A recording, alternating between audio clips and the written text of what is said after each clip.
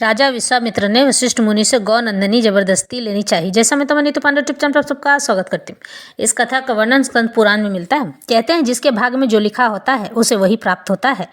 भाग्य का संबंध असल में आपके अच्छे या बुरे कर्म से होता है। पिछले जन्म या फिर इसी जन्म में जो भी आपने कर्म किए हैं, मैं या फिर आपके विचार भी आपके भाग्य लिखते हैं, जो कि कर्म में बदल जाते हैं।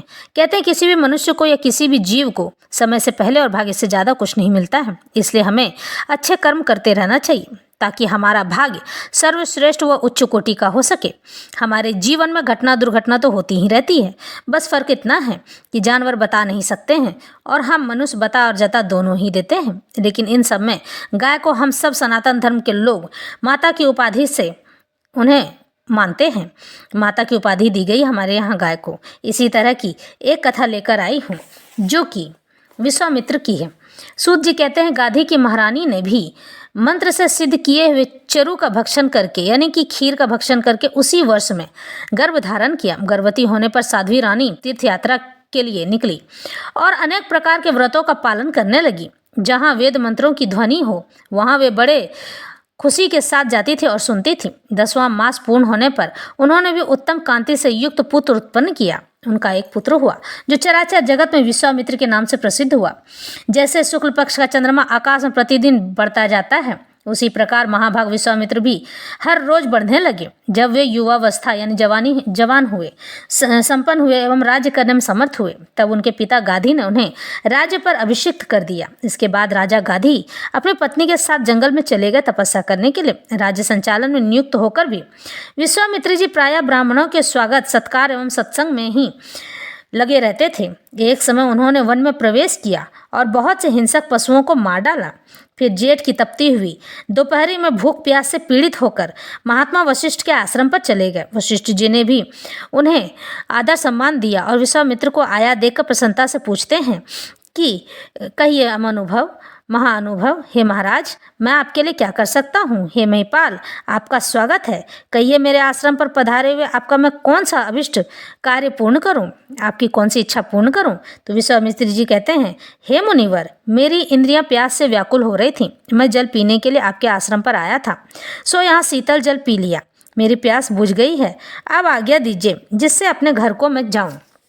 तो वशिष्ठ जी अनुराग देते हुए कहते हैं हे राजन, मध्याह्न काल यानी दोपहरी में सूर्य बड़ा ही तापदायक है, बड़ा ही तपरा है, आप लोगों को परेशानी होगी। अतः इस समय मेरे आश्रम में ही भोजन करके शाम तक यहीं रहिए और शाम को संध्या काल में चले जाइएगा।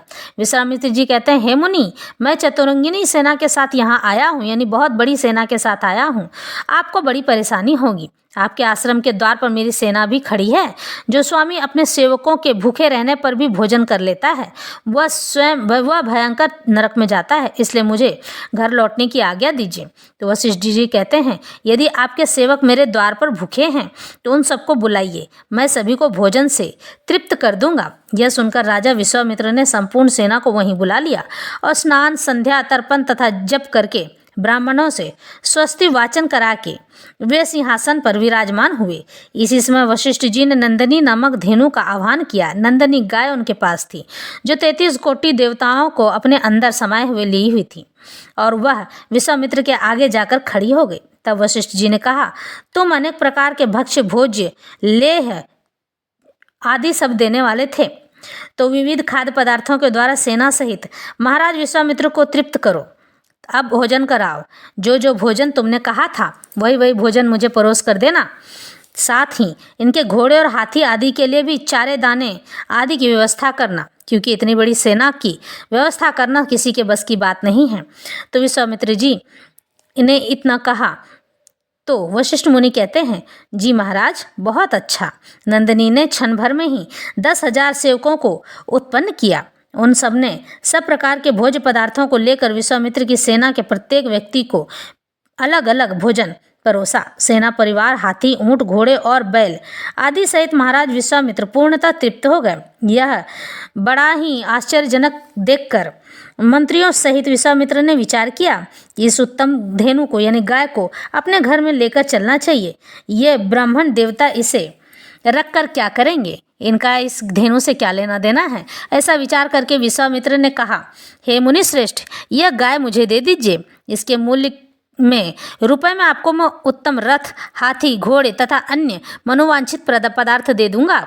तो वशिष्ठ जी कहते हैं, हे राजन, यह समस्त कामनाओं को पूर्ण करने वाली हमारी कामधेनु होमधेनु है। ब्राह्मणों के लिए साधारण गौ का विक्रय भी अनुचित है, फिर समस्त कामनाओं को देने वाली नंदिनी तो बात ही क्या है। महाराज, जो श्रेष्ठ ब्राह्मण गाय बेचकर उसका धन लेता है, उसे माता को बेचने वाला चांडाल समझना चाहिए। इसलिए हे महामते, यह नंदिनी मैं आपको कभी नहीं दूंगा, इसलिए आप शांत हो जाइए। तो विश्वामित्र कहते हैं, हे मुनि, इस पृथ्वी पर जो भी रत्न पदार्थ हैं वह सब राजा का धन है, ऐसा नीतिज्ञ विद्वान कहते हैं। अतः यह रत्नभूता नंदिनी गाय मेरे द्वारा बलपूर्वक ले ली जा सकती है, मैं इसे छीन कर ले जाऊंगा। इतना कहकर उन्होंने नंदिनी को बलपूर्वक ले जाने की आज्ञा अपने सेवकों को दे दी। उनके अनुचर नंदिनी को डंडों से पीटते हुए ले जाने लगे। तब नंदिनी ने वशिष्ठ जी से पूछा, हे मुनिवर, क्या आपने मुझे इनको बेच दिया है, जो ये मालिक की भांति मुझे बलपूर्वक ले जा रहे हैं? तो वशिष्ठ जी ने उत्तर दिया, नहीं, मैं अपने प्राणों पर संकट भी आ जाए तो भी तुम्हें त्याग नहीं सकता हूँ। ये लोग अन्यायपूर्वक तुम्हें ले जा रहे हैं, बलपूर्वक ले जा रहे हैं, तुम स्वयं ही इनसे अपनी आत्मरक्षा कर लो। इतना सुनकर नंदिनी ने क्रोधपूर्वक हुंकार किया, बहुत जोर से गर्जना की। गर्जना करते हुए उसके शरीर से असंख्य मलेच्छ सेना प्रकट हो गई। इस सेना ने विश्वामित्र के समस्त सैनिकों को यमलोक पहुंचा दिया। तब विश्वामित्र ने स्वयं ही धनुष लेकर उस सेना का सामना किया। नंदिनी के इन सैनिकों ने विश्वामित्र के हाथी, घोड़े आदि सबका नाश कर दिया और उन्हें भी मारने के लिए सब ओर से घेर लिया।